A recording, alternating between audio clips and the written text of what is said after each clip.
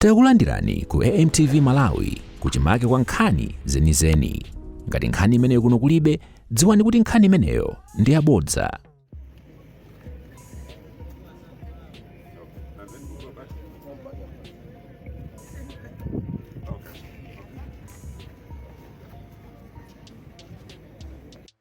Ya democracy Malawi katika kumukire 1993 tunapotea referendum kuti pale kwanza mbili 1994 andana votanso kuboneka kuti anthu ndito asanga boma byakhala kuvota zaka zonse zaka 1 timindi pemphepa kuti chonde the aftermath ya kuvota anthu asunge mtendere bade niti sitikufuna kuona zikwawo ndi mtanga wangu wa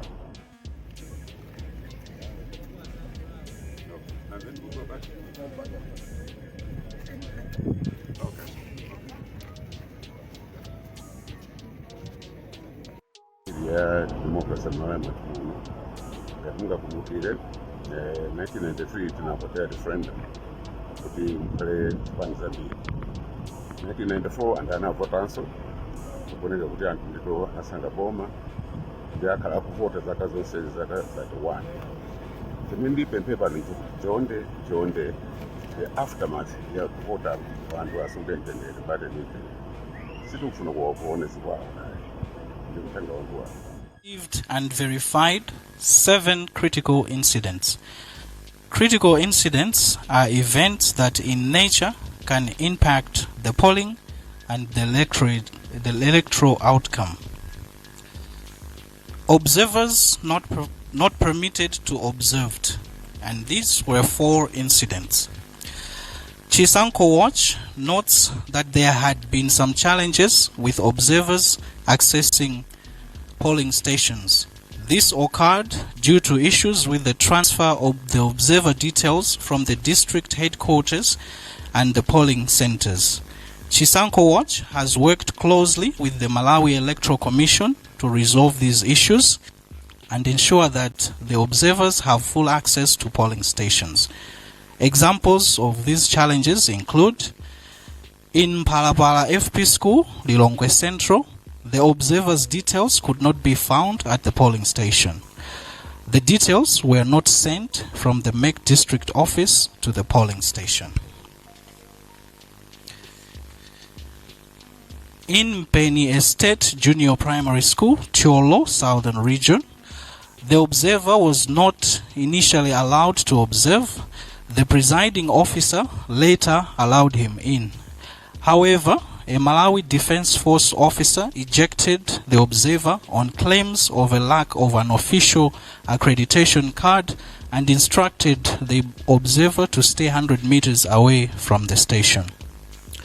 Similar cases were reported in the same district at Chinamhuru headquarters and Masambanjati Forestry Service polling stations. Disruption at polling stations. 1 incident. At Nguluwe LES School, Lilongwe Central Region, the PRVT observer reported that there was a disruption at the polling station after a Malawi Electoral Commission official got into a heated altercation with some potential voters who were agitated with the slow pace of the process. The station's security officers intervened and a resolution to proceed was made. The biometric voter verification devices, BVVD, and their functionality. Chisanko Watch observed that BVVDs in some cases had downtime, interrupting the voting process. In Pirilanjuzi polling station, Bunda, Lilongwe, for example, the BVVD operation failed in the morning, interrupting the voter identification. Chisanko Watch notes that in some instances in the BVVD, there was a resolution to vote manually. Chisanko Watch continues to track the functionality of the BVVDs across the country and will provide information in the subsequent statement with regard to the percentage of how they malfunctioned. In conclusion, Chisanko Watch finds tremendous encouragement in the way the elections have begun. It thus continues to call on all Malawians who register to vote to take the final hours of the voting to ensure that they have cast their ballot. We recommend the participation of the different stakeholders, more so the police, who have ensured that security is maintained and have resolved a few incidents that have happened. Thank you.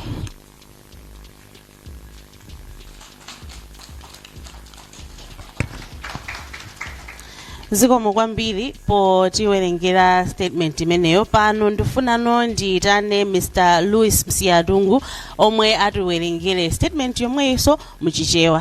Zikomo.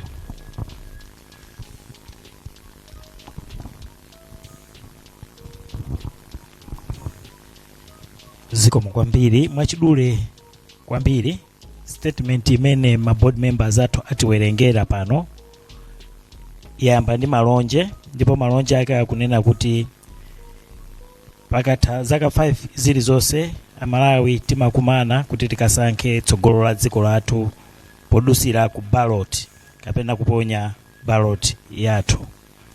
Lero kumawako taona Malawi, dziko lonse lino la Malawi atatuluka kukayima panzere kuti aponye voti yawo. Ife chisankhochi ndonyadira kwambiri ndipo ndosangalala kwa ino Amalawi amene munatuluka mmamawa kwambiri kuonesa chidwi kuti mukafike pa malo ano ovotera, kuonesa udindo wanu pokavota pa malo amene munalembesa. Pamene chisankhochi chikupitirira ife a chisankhochi tikutsimikizirani kuti tikutsatira ndithu mwatsatanetsatane mmene zinthu zikuyendera. Ndipo pa chifukwa ichi azibambo ndi azimayi tabwera kwa inu masana pano kuti tikupasireni ndondomeko ya zimene ife tapeza kuchokera mwa anthu athu ma observers 934, 800 ndokhazikika pa malo amene anthu akuvotera, ndipo 134 akuzungulira malo osiyanasiyana dziko lonse lino la Malawi.